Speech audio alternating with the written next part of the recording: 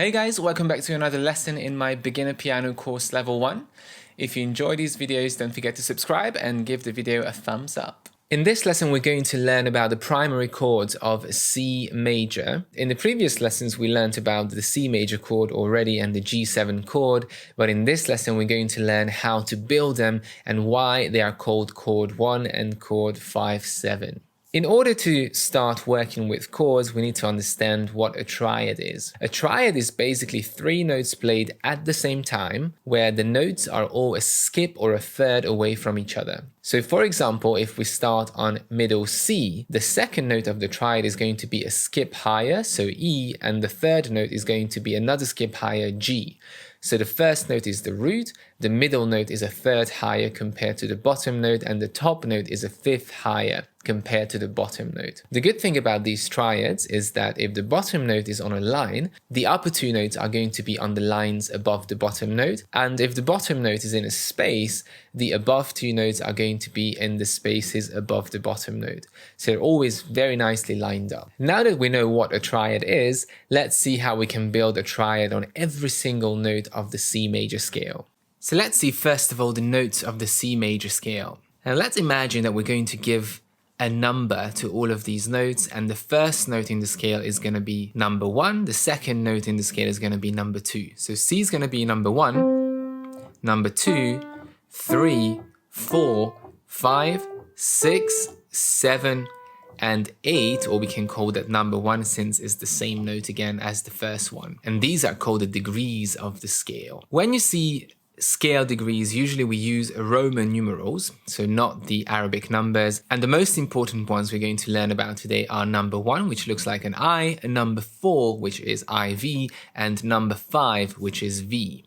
The rest of them are important too, but not quite as important as 1, 4, and 5, which are the primary degrees of the scale. Now let's see this triad building. So if I play a C and I want to create a triad starting on C, I have to play a skip and another skip. And that's my C triad, my C chord. I can do the exact same on D, a third, and the fifth, and E, F, G, A, B, and back to C. So I can build the same triad on any note of the scale as long as I'm using the notes of the scale. So I can't use any sharps in this case because they are not part of the scale. The 3 most important chords are the C chord, which is chord 1, the F chord, which is chord 4, and the G chord, which is chord 5. So 1, 4, and 5 are the primary chords of C major. If I play through these chords again, you can hear that some of them sound brighter, others sound a little bit darker, and the B, for example, sounds very tense. So all of these chords have different shadings, but we're going to learn about that a little bit later. The names of the 3 important chords are C major, F major, and the G major chord. So all 3 of them are majors. Let's have a look at this little study, which is going to show us how to warm up with these chords. So we're going to place both hands into the C position, the C major position, and the left hand is going to start with the C major chord, then right hand, then they both move to the F position, then they move up 1 note to the G, and back to C. So this exercise is not just really good to practice playing the chords, but also to switch between the chords and memorize the distances between the different notes of the scale. Remember, whenever you play chords, the 3 notes have to go down perfectly together at the same time. So here it is counted. 1, 2, 3, 4, 1, 2, 3, 4, 1, 2, 3, 4, 1, 2, 3, 4. And the difficulty of this exercise is if you start playing it too fast, what can happen is then you don't know where to move your hand and you take a little break. And then you stop again. So play it slow enough so that you can transition from one chord to the other without any breaks or gaps. The more you practice the shift from one chord position to the other, the easier it's going to get and your hands are going to memorize those distances. What we can already see from this exercise is that the shift between one chord to the other is sometimes very abrupt and quite far away, which doesn't sound quite as musical as when chords are closer to each other. I'm going to show you an example now and see what the difference is between the first and the second. Here is the first one.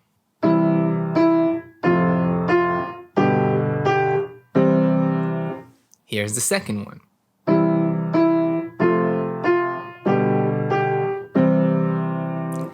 I was playing the exact same three chords in both versions, but in the first one I was playing the standard or root position of the chords, and in the second version I was doing inversions, which are much closer to each other and they sound more musical, and it's also easier to switch from one chord to the other. So let's see what is an inversion. We're going to deal more with inversions in later lessons, but today let's try to figure out how the three primary chords of C major are inverted.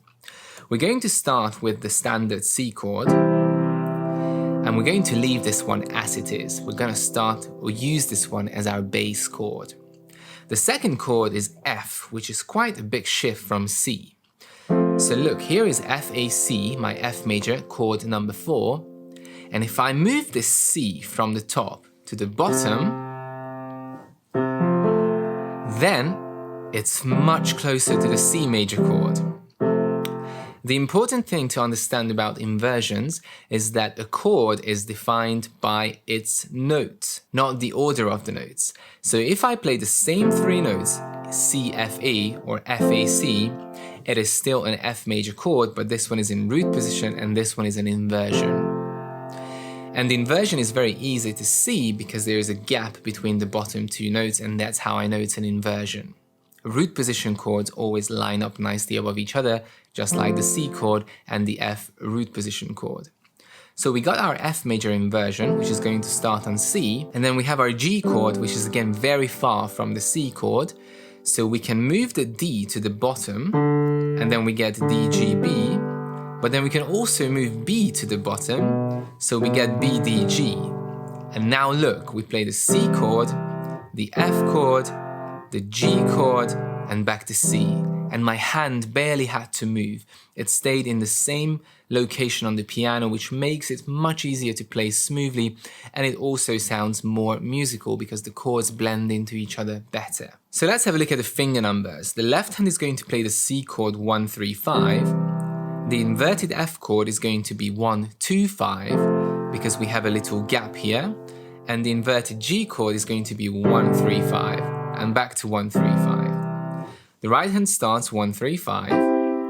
Then the inverted F chord is going to be 1, 3, 5. But the inverted G chord is going to be 1, 2, 5.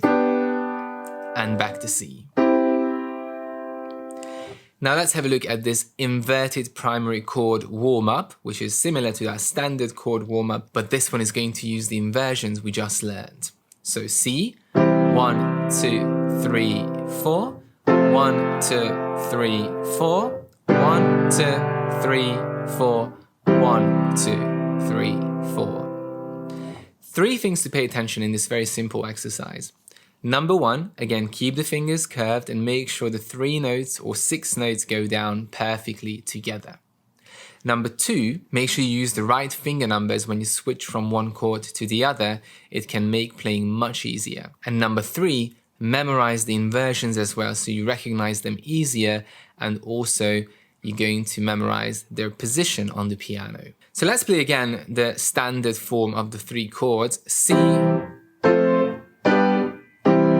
and let's play the inversions now. The sound is a little bit different, but it's a lot closer to each other. The transition from one chord to the next one is a lot smoother. In the previous lesson, we learned about the C and G7 chords, but so far in this lesson, we were playing a standard G chord, not a G7 chord. So let's see now how we build a G7 chord and why do we need to add the little 7. So let's come back to our G chord. As you can see on the screen, the standard G chord is G, B, D, which is 2 skips above each other. But if I add another skip on top, that's the 7th of the scale. So 1, 2, 3, 4, 5, 6, 7.